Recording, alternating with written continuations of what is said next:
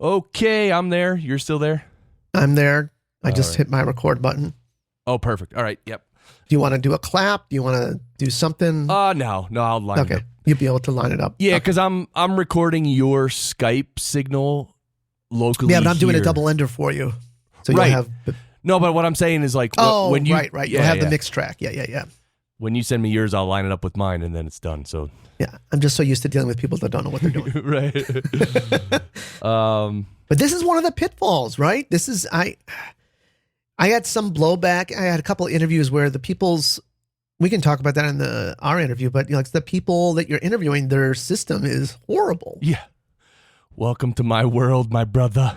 And you're like, oh, yeah, God. seriously. And like, yeah, we'll talk. All right, let's just get started. Let's do it. All right. Roll. What are we going to need to, Barry, of course, is here with me. Barry, what are we going to need to really welcome Arik Levy back to the show?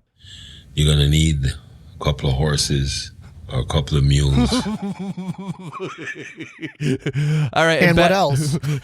And Barry, what did you think about all the nonsense we had trying to connect in the last 20 minutes with Zencastr and Skype and MixPre6s? What do you think? What do you think about that whole circus? Yeah. Oh, wow. Forget it. Forget about it. Awful. Awful. Wow, yes. Wow. I love he goes, wow. It's time. Here we go.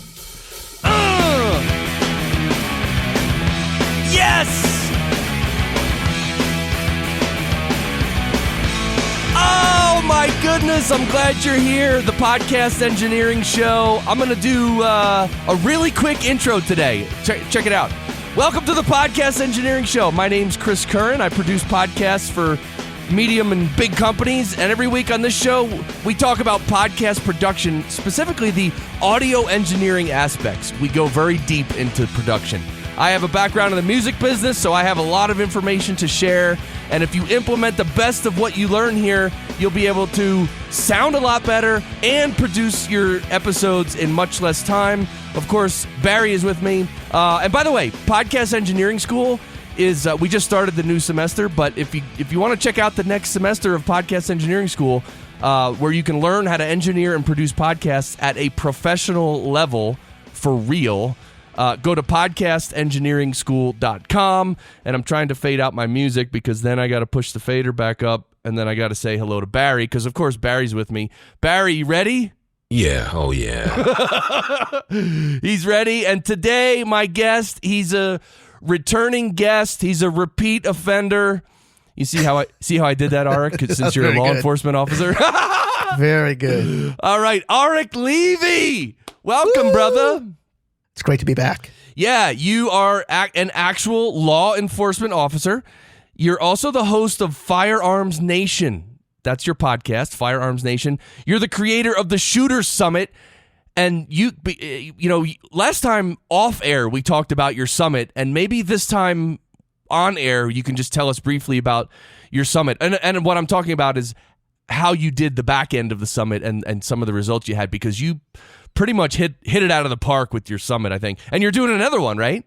Well, I just finished one. Oh, you just finished the second one. The second year summit, after having a full year of podcasting, I was able to do the audio so much better. Oh, okay. Audio and video, which is great. And you also have the Firearms Nation YouTube channel, so all these links will be in the show notes. And, of course, the reason you're back is, number one, because you're cool and Barry likes you. Yeah. Oh, yeah. Yep. And also you got a bunch of new equipment. Your workflows, like a lot of stuff is different for you now, right? Right. I mean, when we first talked, we were, that trying everything out phase. Like, oh, this one sounds good. Oh, that. And this is before some of these great channels were out there, like, what's the guy's name in the booth? Sound Booth Junkies. That guy, I never found him, yeah. and I never knew Mike Russell. So I found all these great guys, of course, that you've had them on your podcast. Curtis Judd. Yeah. So yeah. So everything changed, but most importantly, I'm one of the guys, and I'm in that cool club with the Rode Broadcaster. I know, and I still want one, even though I had a bad experience with one. I still want one. I don't know how that happened. Yeah, I either got a refurbished model or a damaged one, or something was wrong, and I got the one I got wasn't a good one. So It happens, but I haven't reordered it yet. But yeah, I mean, come on. Someday I'm going to have a Rode Broadcaster, and that's probably going to be my mic because that's what you're on right now, right? Yes, I am on this. I've been using it now for at least over 30 episodes of my my podcast, and I love it. I love it because it's a condenser. We'll get into it. I just got the MixPre6, I don't know, a couple months ago, and I was like, you know what? Maybe the Heil PR40 will sound better on the MixPre than on my Focusrite, and no, it didn't. Okay, it still sounded muddy. So I'm like, you know what? I just love the Rode Broadcaster. It's got that great condenser sound, and it rejects so much noise. I have a somewhat treated office studio that I'm in, but for the most part, I don't have much out here, and I don't pick up that much audio from extra sources. So I think they really have a good mic here. And what kind of pop filter do you use with that? None. I started off, I was so nervous because I was coming, from just using the Heil, and I had one of those big, windscreens on top of it. Yeah. But I like the sound better without it. And, the mic has a pop filter inside of it. Right. And, I'm about an inch and a half off the microphone, and, you don't hear many plosives, and no. Yeah. So it's pretty amazing. Yeah, it's a really cool mic. I did read up when I was looking at it that you don't need a pop filter because there's foam inside, and that gets rid of the plosives. But the other thing I read was that after a few years, the little grill can actually start to rust because of all the spit. Yeah, the spit coming out onto that metal grill. But you know what? I think that takes a while. That takes years and years. And plus, you could probably get a new grill, I would assume, right? I have the PS1 shock mount, or not shock mount, but the boom arm. Yes. And I was having issues with it holding the mic in place. I contacted Rode, and they sent me a new one, just like that. Yeah, they're awesome. I have all their mics for video and for audio. I think they have great customer service. See, that Rode is a company a lot of people tell me, because I host the show, they're like, oh, you should call these manufacturers and tell them, hey, send me your mics or give me a big discount on your mic, and I'll talk about it on my show. And by the way, that doesn't work at all. I mean, it literally does. People, they just hang up the phone on you like, who are you? Goodbye. Right. They don't literally do that, but seriously, this show affords me no advantage over anyone else, literally. But Rode, it's like Rode has so many good mics and the accessories that I kind of want to pull that card with Rode and be like, hey, Rode, you guys want to sponsor my show and send me some stuff? But again, they'll be like, I'm sorry, we couldn't hear you here from Australia. Click. I think they would loan you a mic to try out. Really? Yeah. I think if you called them up and said, explain the show, let them listen to it, I'm sure that they would give you a T&E. Right? Yeah. I might have to check that out. Hit them up on Twitter. Hit them up on Twitter. I've talked to them over Twitter. And okay. Yeah, there's really good. So we're going to get into a bunch of different stuff here on this session, on this session. And did you like that? Yeah, it's how many, you'll never get rid of that. I'll never get rid of that. We're going to talk about, we talked a little bit about your Rode Broadcaster already. You got the MixPre6. You're also using your DBX286S again, which you had, but then you stopped using it. You switched XLR cables. That made a big difference. You're still using you're using iZotope plugins, and you switched from Logic Pro 10 to. I'm trying to switch. Adobe Audition. Switch. Oh, you're trying to switch. It's so hard. It's so hard because you're so used to certain things in your workflow, and you get into a new application. You're like, oh, why doesn't it do this? Oh, what am I doing wrong? Yeah, it's going to take some time. That one simple little menu item. You're like, where is it? I can't find it. What? You can't do that in this program? This is crazy. It doesn't. I don't know if it's true or not, but I think that Apple, now that they came out saying that they do throttle their batteries or whatnot, I think they throttle other people's programs in compared to them. I use Logic Pro 10, and it's blazing fast on my my MacBook Pro Touch Bar. But I try and render something in Adobe Audition, and it's like it's thinking. I'm like, really? I got to think about this. So I think they do that. Oh, but I'm really excited for you that you're coming over to the dark side. You're getting, and you really went all in with your iMac Pro. I'm actually envious. Yeah, well, we'll see. It's not here yet, but when it comes, I'm gonna be switching over, rearranging my studio quite a bit. I'm of course gonna keep all the functionality and equipment I have now, because I don't, it's not like I'm gonna literally throw out all my current equipment and just use one new computer. I'm going to sort of incorporate it and use everything. But, it'll take some time to switch over as well. Like, for instance, the semester of the podcast engineering school that just started, I'm doing it on my current production machine, which is it's an Asus laptop, basically. It's a big boy. And so, I have my workflow there, right? Because I got to run the webinar on Zoom. I got to have my slides. I got to record screen capture with Camtasia and do all that. And like I have, it's in place. I have a workflow. I have the light set up. So I think and that ends at the end of February. So probably until the end of February, which will give me about at least a solid month to play with the iMac Pro. I'm just going to keep everything literally the same. And then at that point, then I'm going to start moving computers and moving the mixer. I'm going to move the table. I'm just adjusting everything. I'm not making any major changes, but that's going to be you're going to notice a huge difference when you do your webinars. Huge difference with that speed of that processor. Oh my God. Right? And the resolution with which I capture too, because right now when I do the webinars, I change my screen resolution to, I think it's 1600 by 900. Oh, yeah. Well, you'll see a difference. Yeah, I bring my resolution down because when the student plays it back, they need to see like my cursor clearly and the menus, and like they just need a bit bigger, right, on their screen. So, but apparently with that, yeah.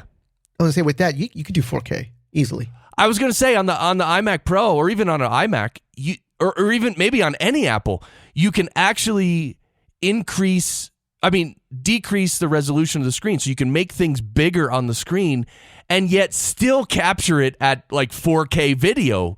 Yes. So you just can't do that on a PC. I'm sorry. I don't know. You know what I mean? I mean, maybe there's some wacky program that does it, but of course that program's not going to play nice with all the other programs on the PC. So, anyway, that's the reason I'm moving over. So, all right, you also use Skype and Zencastr for your summit. So you're using video. You're interviewing people on video and doing a production on that.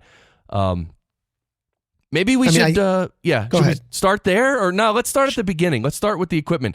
So right now you're going Rode Broadcaster to DBX 286S channel strip into the MixPre6. Yes, and then the MixPre6 is my audio interface going into my Apple MacBook Pro Touch Bar. Got it.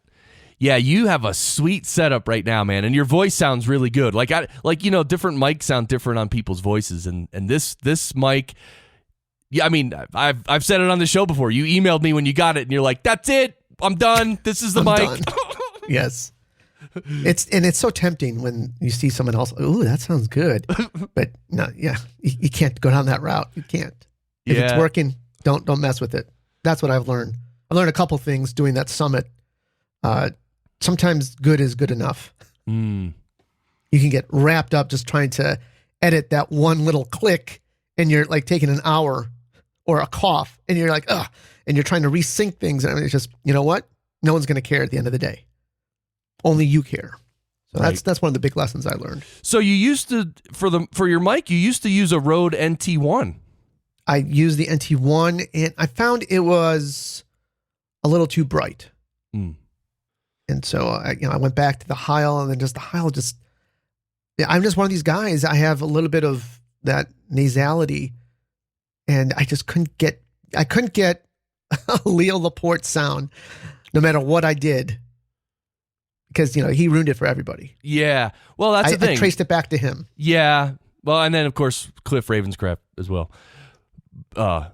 I think Cliff got it from him, actually. Right, but Cliff was Cliff probably did a lot more in terms of spreading that idea that the PR40 is the best podcasting mic. Yep. But I mean, each voice is different, each mic is different. I mean, you just, everyone has to find the mic that's good on their voice. I mean, I remember the last summer at Podcast Movement when we had the microphone test drive booth, and Michael Stelzner came up and he tried all the mics, and when he talked into the Audio-Technica BP40, he sounded amazing. Like literally, like that rarely happens where someone will get on a certain mic and literally you just like jerk your head and you're like, wow. Because that mic just happened to fit his voice perfectly. And so again, with you're saying you're a little nasally, whatever. You ended up. Why did you end up trying the Rode Broadcaster? I spent hours searching different mics and listening to different people, and I think that's how I found your show originally. And YouTube and listen. I'm trying to think who had. Oh, I know. Jared Polin from Frono's Photo. He's a photographer. He has a very successful YouTube channel, and he has a podcast. And on the podcast, they're using this microphone, and I thought, wow, he sounds really good. So I looked into it. I did a search for Rode Broadcaster, and then I heard that Adam Carolla uses it. I'm like, oh, okay. And then it was a condenser mic, and I'm like, oh, that's interesting.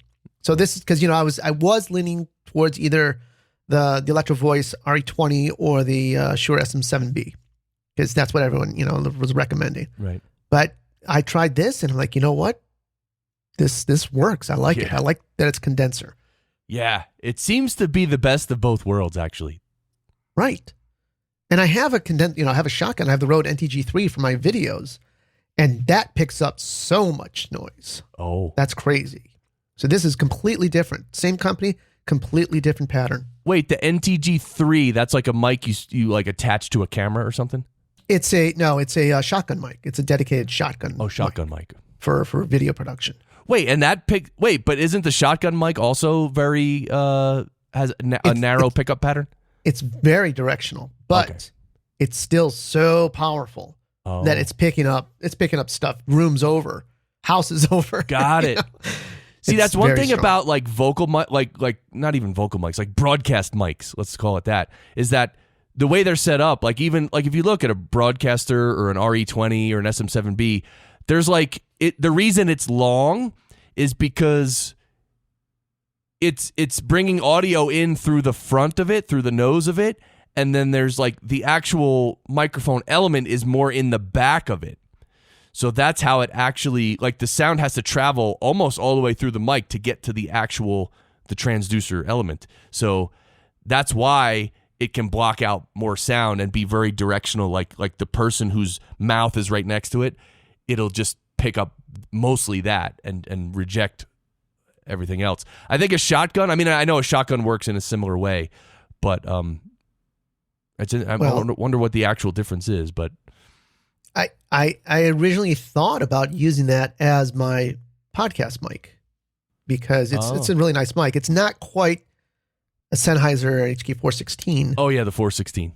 Which, I that's the one mic which I heard you the other day. Yeah, I would like to just play with it. Yeah.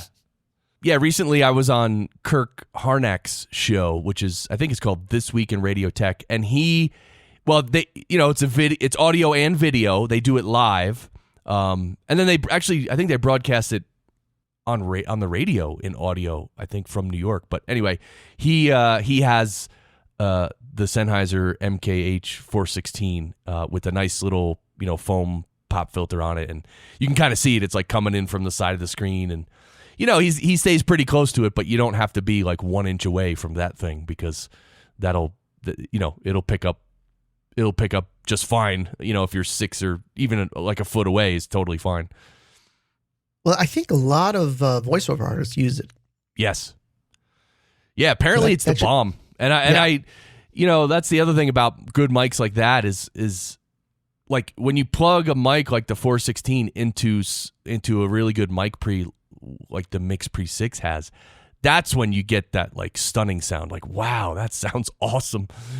You know, I can't wait for you to get the Sound Devices MixPre because it's a black hole.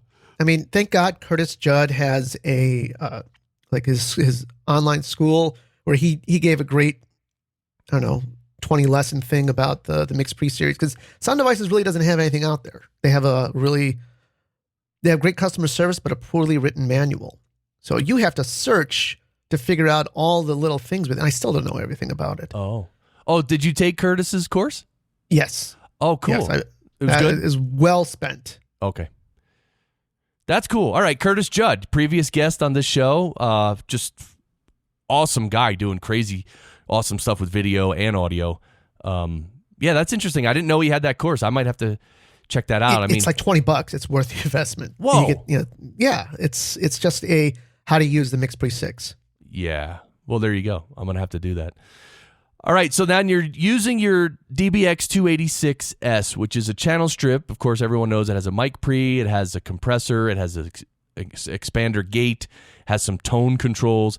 And you bought this a while ago, then you started using it, then you stopped using it, and now you're starting again. Why did you stop using it? It's funny. It was one of your guests was talking about how they couldn't understand why anybody would do anything in terms of their signal chain, like, gating or adding de-esser before right. they rather take the raw signal and then use plugins in their DAW to fix everything up. I forgot who said that. And I was like, maybe I'll try that, because I wasn't getting, the more you know, the better you get. So I didn't know much back then. And, it didn't sound right. It sounded like everybody else. It sounds too much heavy bass and not enough of the other stuff. So I got rid of it, and I was just using, my DAW to fix everything. And I really got good at that. I mean, and then I learned a couple of things, but the primary reason, so I got away from it and I did the Shooter Summit, and in the summit I had a live on Facebook event to kick it off. Right. And I listened to it afterwards. Everyone was like, your sound is too low. And this is the problem. There's some problems with the MixPre. The MixPre's got an awesome headphone amplifier. So for me, I sound awesome. I'm listening to myself crystal clear. I'm like, wow, what are they talking about? Right. But when I listened to it, I was like, wow, I sound so quiet. I'm like, what is going on here? So and one of the other things too is that I was getting such a, when you look at the waveform, I had to really amplify my waveform whenever I recorded anything. And I just figured that's just the signal coming out of the MixPre. It's just different. And I talked to Curtis about it, and he said he really wouldn't worry about it, because if I'm getting good stuff after I, boost things with my plugins, shouldn't have an issue. Right. But then I learned that was because I had a really bad XLR cable. Oh. Once I switched XLR cables, now I got a nice, lots of amplitude in the waveform. I'm like, oh, that should make a difference. Oh. So it was kind of two things at the same time. I had a bad XLR cable, and I just wanted to increase my gain output when I'm using things other than a DAW. Because, like Facebook Live or YouTube Live, they're just going right into that program. Right. So I wanted to make sure I had everything on the pre side, not on the post side. So in the post, I can fix it so I sound great, but I can't do that live at the same time. So that's where I think Mike Russell, another previous guest of yours, that's what he's using. He's using a DBX with his Neumann and his great voice, and he sounds awesome on his live stuff. Yeah. All right. So you bring up a bunch of good points. I want to touch on two of them. Number one is the level, right? You said that you sounded good in your headphones, but then when the signal was going out through the internet, it was lower than everyone else's. One thing that every podcaster should do is make sure that their level is good. And the way you can do that, it's very simple. You just, like you have your mic, you have your channel strip, and it goes into the MixPre6. And what you can do is record a little bit on the MixPre6 and then bring that wave into your computer, and or even just record it in your computer, it doesn't matter.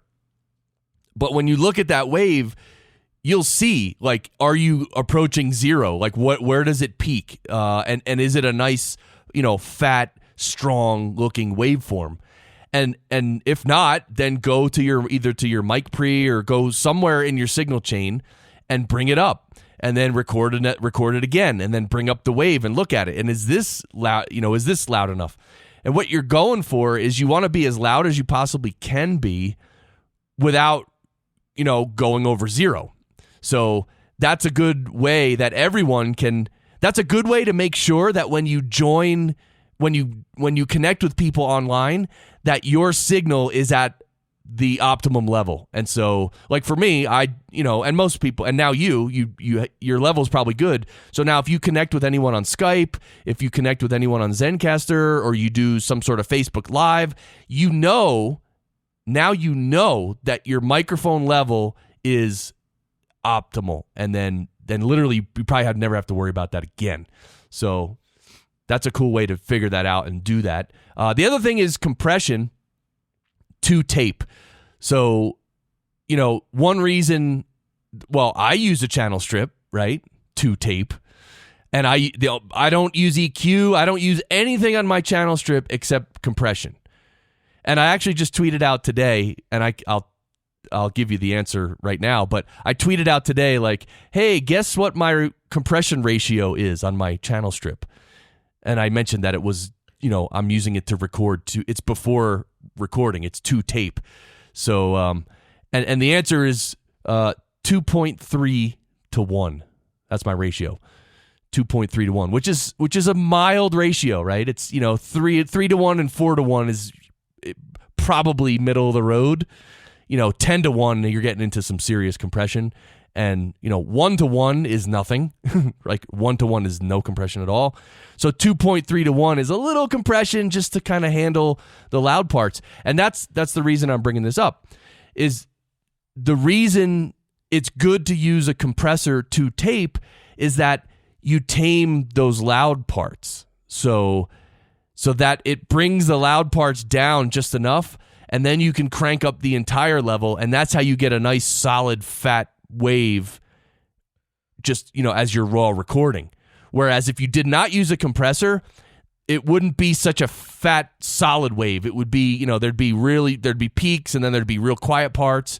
And so using a compressor to tape actually lets you record at a higher recording level perceptually, and record at a higher resolution, because the low parts, like when you're whispering and when you're talking low, they're going to be recorded at a much higher level because of the compressor. So, let me ask you this. Yeah. Because I'm tracking that.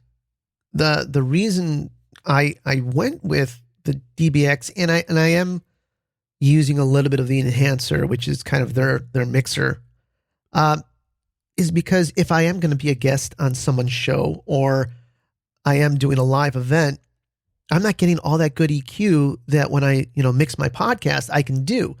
So the raw sound is kind of like, it's just a straight mic. It doesn't sound that good. Right. So when I, hook up the DBX, like, now I can tweak it. So my signal going to whoever out there on the internet is going to be good. Because, not everyone's going to use a double ender. Not everyone's going to take what I give them. Exactly. So they're just taking my stuff over Skype. So I want it to sound as best as it can. So that was one of the reasons why I went into, I don't use a mixer. I just use the DBX. Right. Yeah, that's exactly right. When you're doing it live, you want to sound as best you can. So when you're talking, the signal that's going out to the internet is already very good, and not just the raw mic. Yeah, and the danger there is obviously is overdoing it, right? Is using too much compression, adding too much low end. I mean, I think it was one of my recent guests. I think it was Dave Jackson, which was a few sessions ago. He uses a 286S, and he compresses it kind of a lot, and he also adds a bunch of low end with that. With the low contour knob, right, on the 286. It's kind of like adding low frequencies, but it's more of like it's kind of like an exciter, I think, more than an EQ. But anyway, it adds a bunch of low end. And so he sounds good. He has the, like a kind of like a big radio guy voice. Not all the way big radio guy, but sort of like halfway there. And when I mixed that session with Dave Jackson, I had to take out so much low end. And it's actually not easy to do, because if you take out low end and it sounds like small and wimpy, that's not good. So But if you leave it the way it was, like he had way more low end than me. So it's like now not only am I mixing volumes to make sure my volume and his volume are the same, so the listener can hear us both equally. But now before I even do that, I have to mix the low end and make sure the low end, my low end and his low end are similar, right? So, I wonder if Audio Hijack, that's such a crazy, I have that program. I don't use it, but it is a crazy program. I wonder if you could send because you are connecting through the internet to somebody. Right. So I wonder if that could take your signal, allow you to adjust it in like a DAW and get that output and send that out to the internet. Yeah, I think you can. And I think you got to use not only, I think that loopback program is the one you would use for that. So Audio Hijack is made by Rogue Amoeba, and also Rogue Amoeba makes loopback. Yes. Loopback, I think, is the one where you can route anything anywhere. But no, you're right, because within Audio Hijack, you can add like a compressor and a meter. You can add your plugin. You can add your actual, like my iZotope plugins. I can add them to it. Right. So that way I can mix my sound the way I like it and then send it out. Maybe I'll try that. Yeah. Theoretically that would work, right? Right. Theoretically, anything could work. Well, that's seriously mainly when I get my iMac Pro, that's literally what I'm going to probably spend a month doing is figuring out Audio Hijack and loopback. And I am going to, I decided, I thought of it yesterday that I'm going to do test sessions. Like on the iMac Pro, I want to bring in someone on Skype. I want to bring in someone on Chrome, Firefox, FaceTime. Like I want to do just like a big free for all and like really try to not overtax the computer, but just push the limits of what, if I did have 5 people connecting to me on one computer, how am I going to route all that audio and obviously record every track by itself? So that's going to be like, I'm going to be doing all kinds of tests like that. So, well, the MixPre can handle a lot. I was surprised. So I learned something new when I got the MixPre is that it sends out a polyphonic wave file. Right. And they do have a little quick program that you can download that separates it for you if you want. Or if your DAW can separate it, you can do that as well. Right. I know Audition does it. Right. So let me just explain. The polyphonic wave file is, just for everyone listening, like a wave file, normally you're used to either a mono file, which is one signal, or a stereo file, which is left and right signal, right, within one wave file.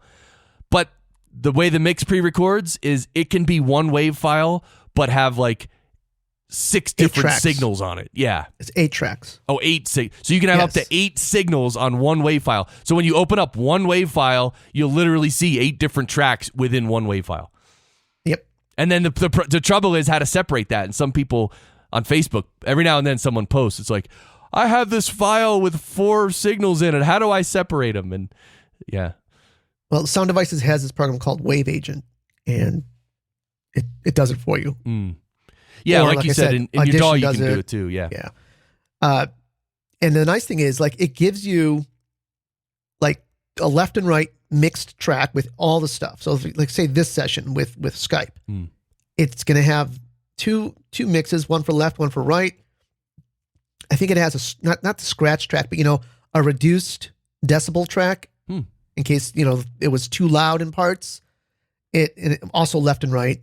It has my isolated input. It has your isolated input. And then the blank tracks of the other inputs that weren't used.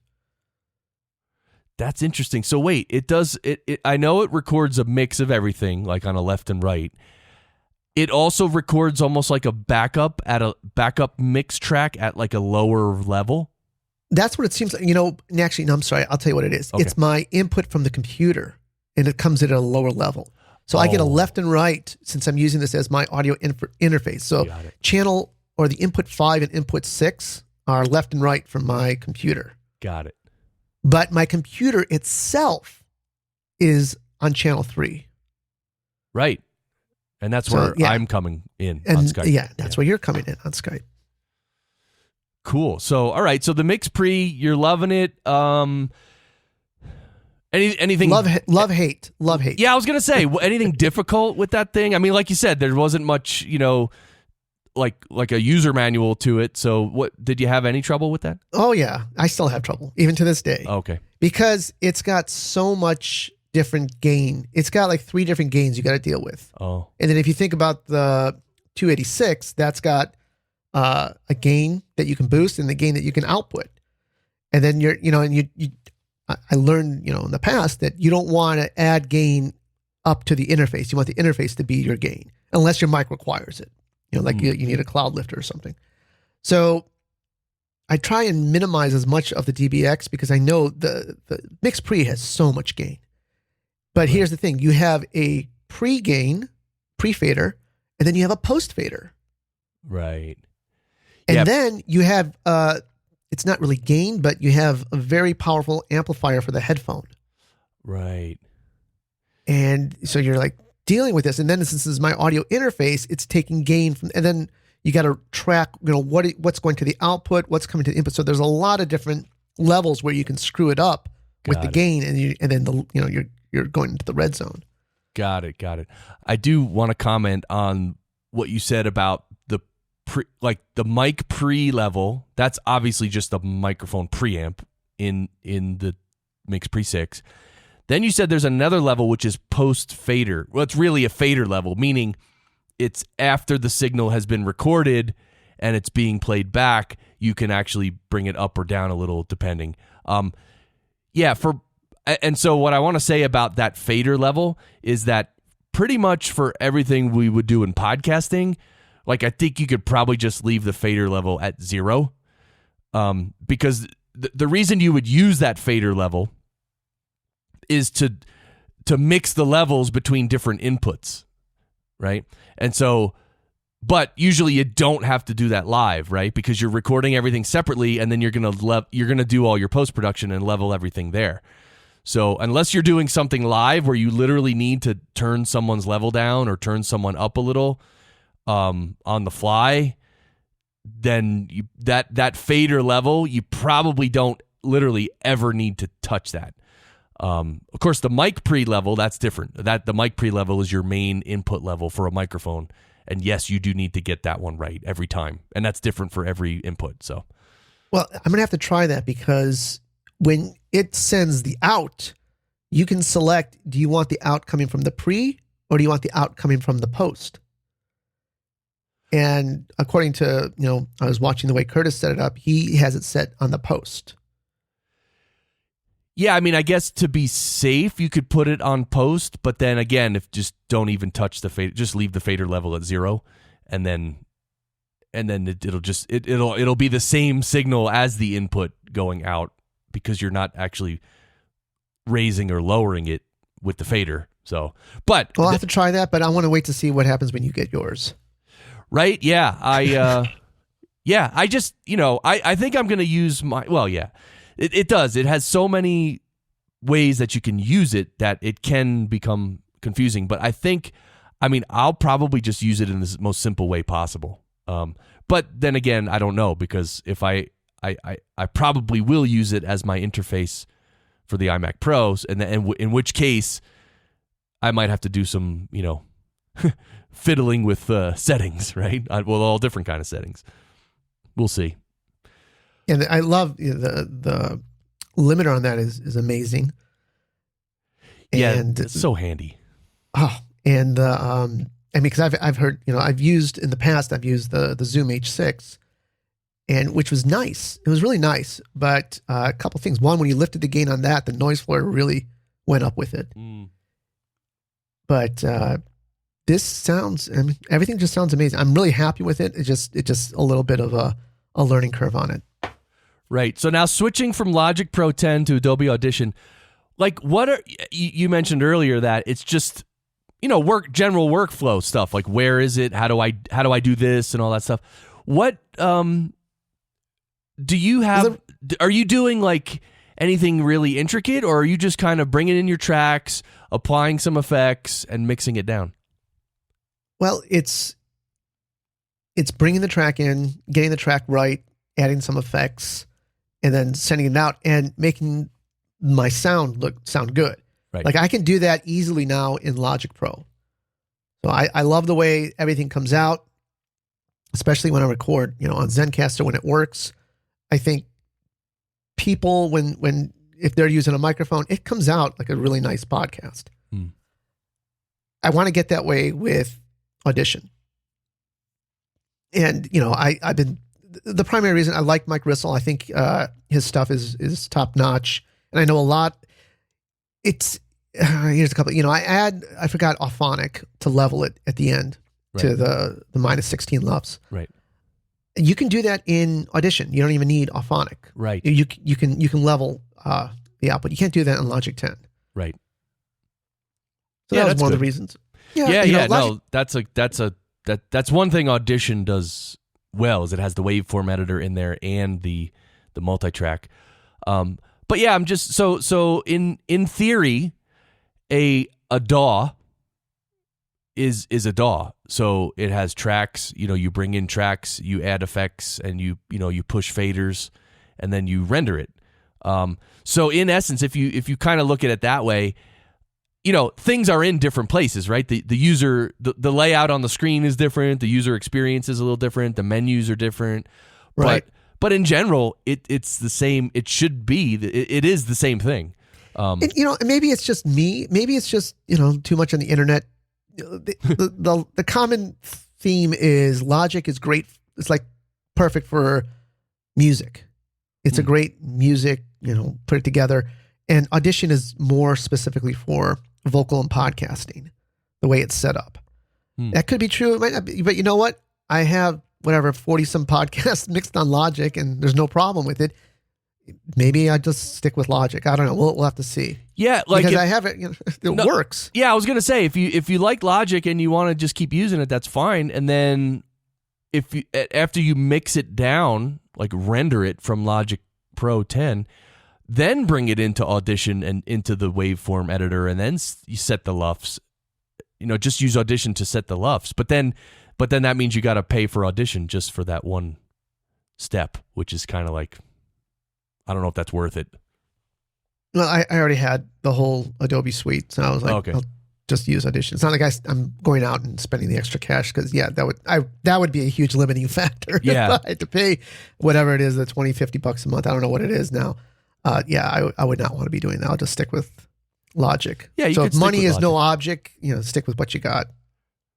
Right, and so adding the effects and stuff, is that a different experience between the two DAWs? Yes, it is. It is. Okay. I think it's easier. Again, it could be just because that's how I'm used to. In Logic, I think you have two windows. You got the multi-track editor, and then you got the waveform editor in Audition. Right. And that kind of confused me at first. Okay. Where in Logic it's just there. And if I can double click on a waveform and work on it, but for the most part everything is just done on the same screen. Got it. There you go. Yeah, so if you want to stick with Audition, I think you would get used to it. And if you want to stick with Logic Pro and then just use Audition to level it, I mean that would work too. And the nice thing, I'm sure Audition has it, but with Logic, I can take a video track and I can separate the audio really easy, and then fix it and then put it back on. So you do, for my summit, I was doing video interviews. So I would record the video because there is no good solution out there yet. I'd record the video with Skype, right? Try to record the audio with Zencastr, and that's a lot to ask of people who are not in the audio-visual world to get them to do both. Right. But for the most part, people were willing to play along. And when it worked great. But like we were talking about before, with Zencastr, we started to get a drift. And I was using, I did the best practices with Zencastr. They say to disable their VoIP and just use the Skype VoIP. So I'm using Skype for both Zencastr and for Skype. But I would still get drift in the majority of it. It got to be such a nightmare, and I was on a time crunch. I'm like, no way. I'll just stick with the Skype audio because it's already synced, and I wouldn't have to worry about it. I wish there was either better audio on Skype if you're listening to Skype, or Zencastr start adding video. Yeah, which apparently, well, I don't think I'm at liberty to mention He anything. said something to me. Josh said, I tweeted him or something, and he's like, yeah, that's coming up. Yeah. That's a feature coming up. Yeah. So when? I don't know. Yeah. Please soon. Yeah, and the recording the video, that might even be like you might be able to see video soon, but maybe not record it. But then recording might come later. So, but I think he's still working on that. But I do want to just clarify what you were doing and what you were trying to do and what worked well when it did work well. Is that because one of the interesting features of Zencastr is that you can. So normally when people think of Zencastr, they think of connecting with someone else over the internet and that there's a VoIP connection, meaning that you can talk to each other through Zencastr. And then also Zencastr records each person locally, right? And then uploads it in the background. That's what Zencastr does. That's why we all use it. So that you're getting a better quality signal than the VoIP signal, which gets degraded a lot. Now, in Zencastr, those are two different functions, talking to each other over the VoIP and recording each person locally. So what you can do in Zencastr is actually turn off the VoIP. Like you can literally just run Zencastr without the VoIP. So through Zencastr you will not hear each other, but yet Zencastr will still record every participant and then of course upload it just as usual. So that's what you were doing, is you were using Skype for audio and video, and then you had Zencastr running on the side without the VoIP, but doing what it does, recording local audio, right? And I was actually doing more. I was using Logic to record me, in addition to the MixPre recording everything, and then Call Recorder for Skype to record the Skype and audio from both. So I had a number of redundancies in case one of them failed. That's awesome. So I had a lot of different backups, but I wanted to get the best. I know my audio was going to be good. That was easy. It was always the audio of the other person, and that was always problematic. And obviously Zencastr, being able to record them locally was always better than anything over the internet. Right. But that's if Zencastr worked, though. Yes. Yeah. But then it just, I know it has to do with like internal clocks and some other things.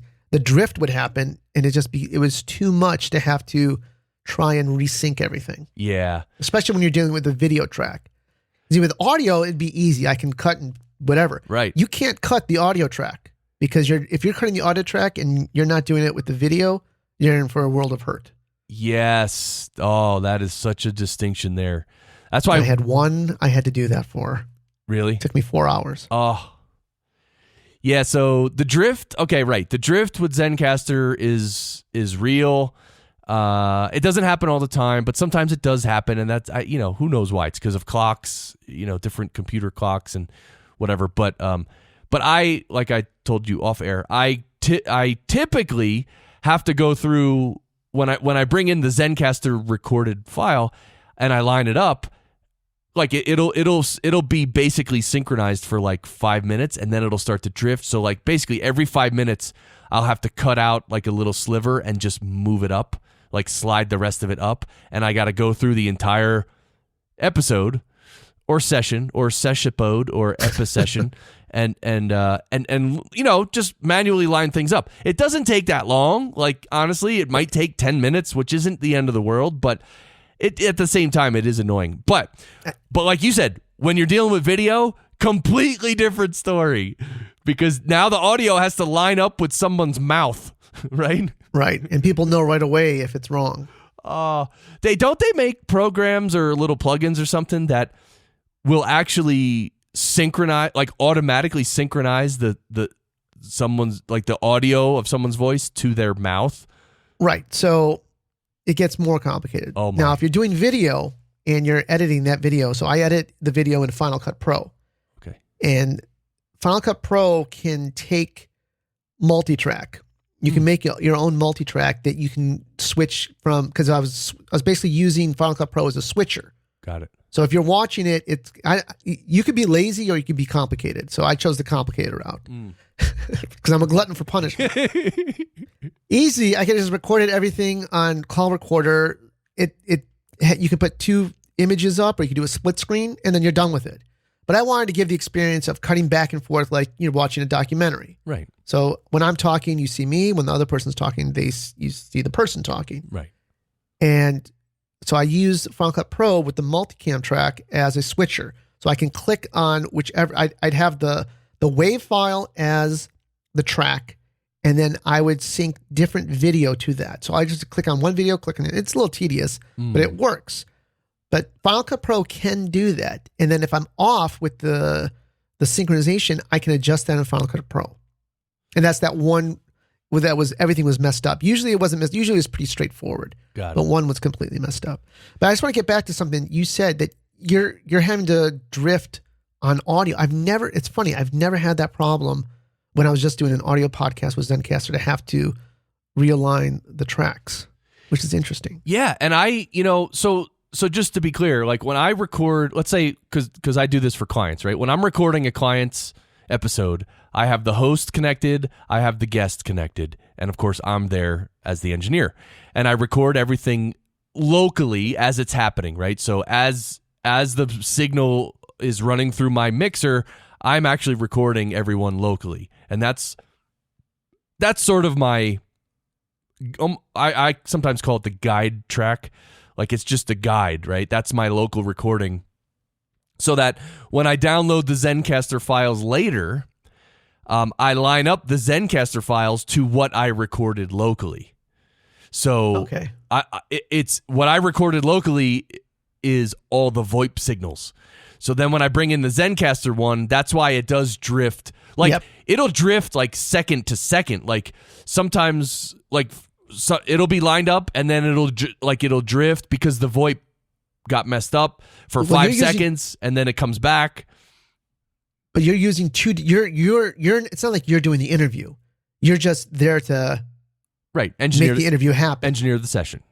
Right, so I can see that. Okay, so if you were just doing an interview with me right now through Zencastr, you wouldn't have had a problem. Well, no, I would. Well, when I download, I wouldn't have a problem, but what would happen is I would like right now I'm recording you locally on Skype.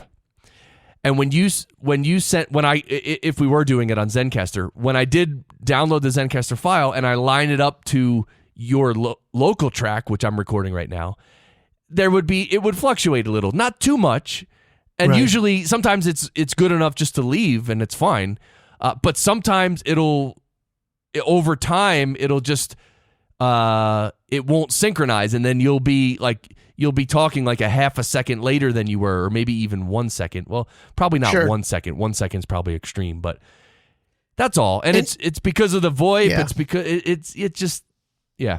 But here's the thing: if someone using Zencastr, like let's say you and I were using Zencastr, and we were recording, and then I just took the two Zencastr files with no other files, no guide track, no local recording, no nothing. If I just took the two Zencastr files and lined them up with each other, then it would synchronize. Obviously, yeah, because it's just that would work. Yeah, that would sure. work. And then with Logic, you can set. I'm sure you can do it with anyone. I have a preset for all my plugins. So I hit that preset, and it just hits all the plugins that I use, puts them in the chain, and then I can call it a day and just bounce it. Yeah, so that you got to recreate all your plugin chains in Adobe Audition. Yeah, to be able to do the same thing. Yeah. Although they got some nice plugins built into Audition, I might not even need. I use the iZotope. I guess you can either go iZotope or Wave. I just went with iZotope. Waves, and I got the good deal. I got like the podcaster special, they called it. And it's like RX, Neutron, and Ozone, right. Wow. All the elements. And then I before that I had Nectar 2, which I still use as my gate, because when you get the elements package, you don't get a gate with the Neutron. So I did use the gate. That's all I use for Nectar 2. I keep hoping they'll update, because it's just for vocals and it's really good. I don't need some of that other stuff, but and RX has saved me a bunch of times. Oh, right, yeah, yep. And you normally use the RX modules as plugins, or do you use that as the standalone software? For RX, the other ones I use as plugins, but for RX I use it as the standalone. So I'll import the like sometimes you get, I'm sure you've had this. Well, listen, in my area, I'm not dealing with people who are savvy with audio.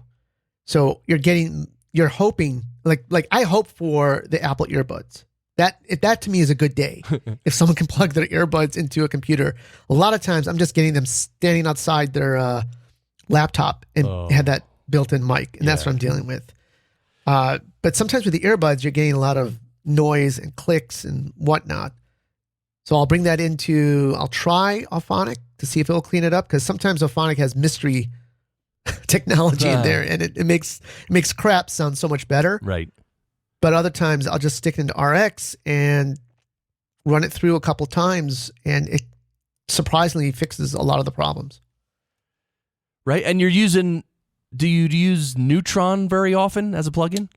Yeah, Neutron Elements. Okay. So that'll be my compressor and equalizer. Okay. Cool. And obviously you apply that to every track, or, if it needs it. Right. Cool. And then I'll use Ozone as for the whole thing, for the whole mix. Right, to normalize everything. Okay, so you use Ozone like on the master bus? On the master bus, and add a little bit of, it does a little bit of limiting on it. So I guess they call it the maximizer. Yep. You have different presets, and it just makes everything sound better. Yeah, right? Makes it a little louder, a little tighter. That's actually so important. I mean, literally half the students that signed up for this semester of podcast engineering school, literally because I ask every student, what's your goal here? Why are you signing up? What do you want to get out of this? How do you want to implement this knowledge in your life? What do you want to achieve? Right? I need to know from every student, like how can I help you, basically?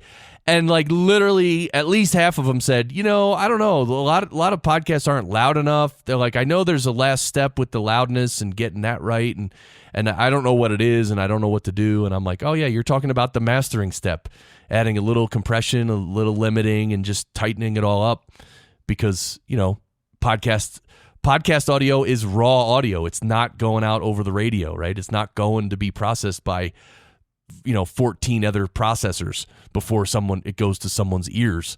Like what you put out is what people hear, and if it's loosey goosey and not loud enough, and and perceived loudness isn't enough, then that's not good, right? People, it just doesn't stack up to the rest. So I think people will turn off bad audio.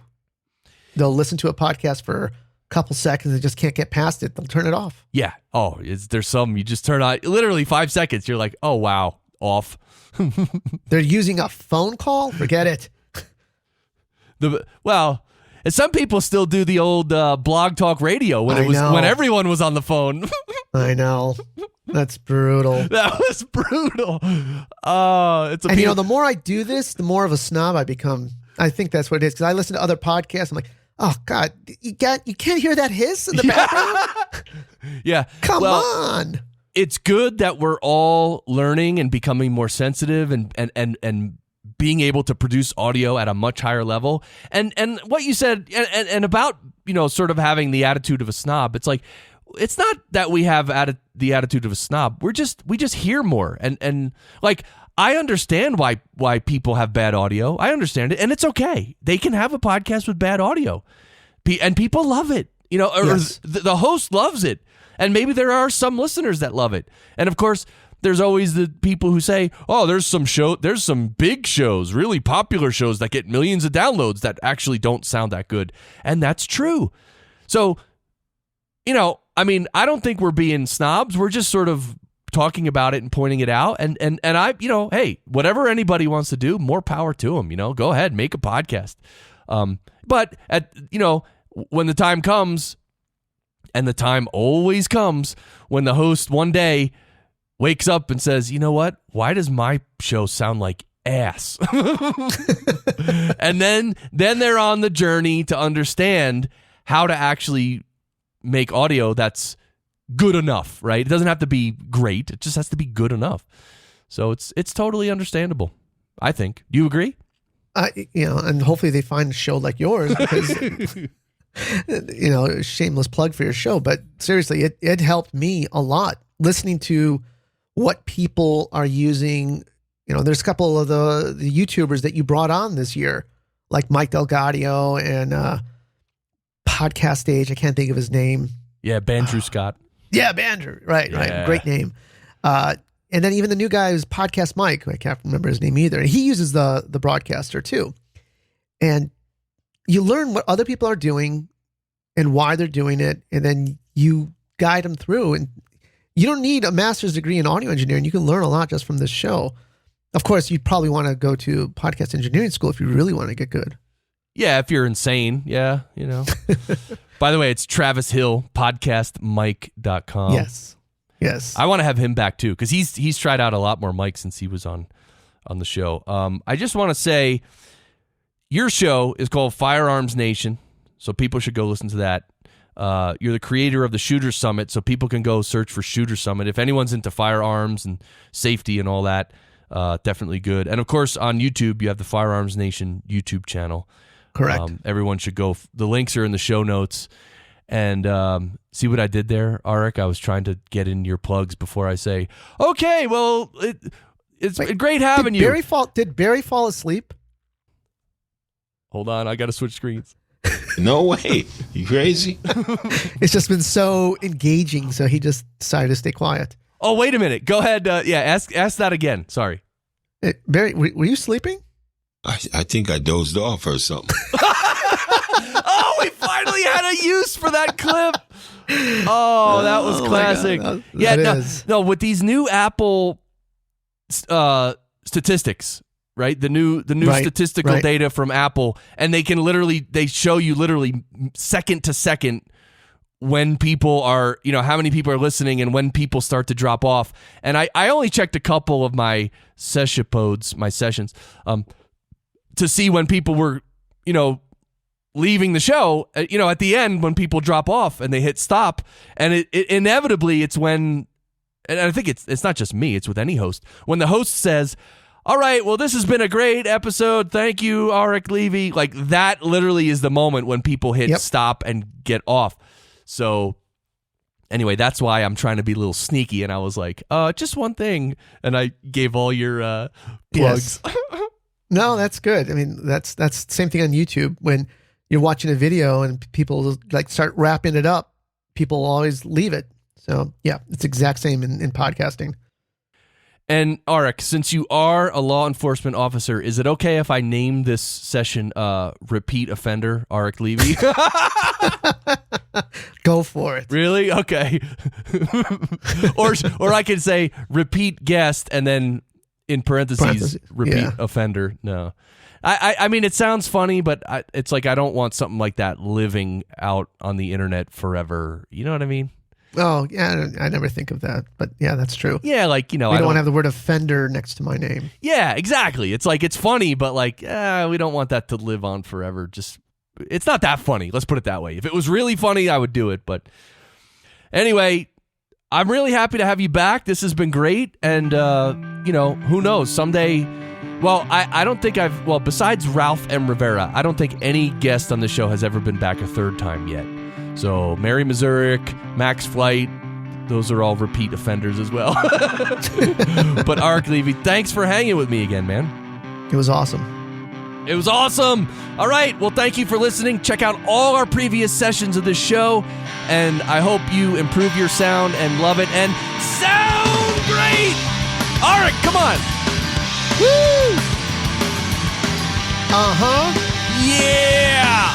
You walk away from me well, and you can't play that part so well. But you're playing out on me now. You like to lose control well. It's quite a feeling, isn't it? They're floating, drifting down, now. You tell me that you found something better. How should I respond to that?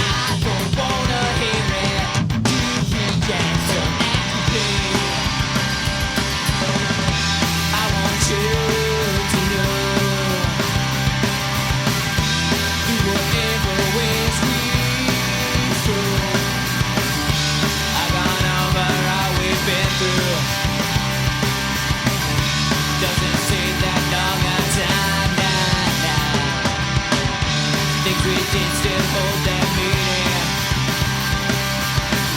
And does it mean it's still the same? You're pushing me away.